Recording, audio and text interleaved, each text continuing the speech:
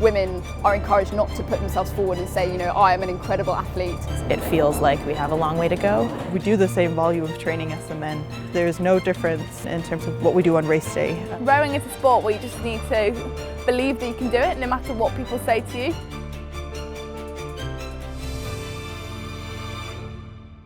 I started rowing when I was 13 and I was really motivated to do it after watching the pairs race in the 2012 Olympics.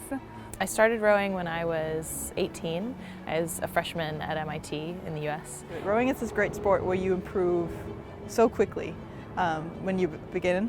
I started in the summer, which only helps everything because it's warm out and you can jump in if you don't feel like rowing anymore.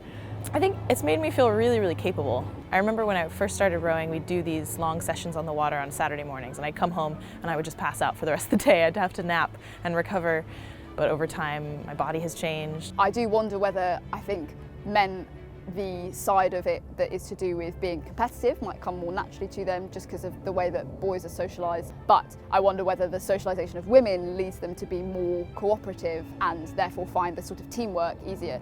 The men's squad this year has been so supportive of us. They've been really, really great, and we've trained more closely with the lightweight men. We've actually joined with them as well, and I think the overall goal is to have us all be sort of united as one club. There's definitely a ton of initiatives that are designed to try and boost women's participation in rowing, and at the moment there are not equal numbers of women and men doing it, but we've definitely been seeing an upsurge in the number of women taking part in it. Funding has to be equal for men and women over in the US, and there isn't that kind of law here in the UK, so there is more steps to be taken. A lot of my rowing was confined to my school rowing. It diminished through the years, so we had 16 in our first year of rowing, and by the end there was 2 of us.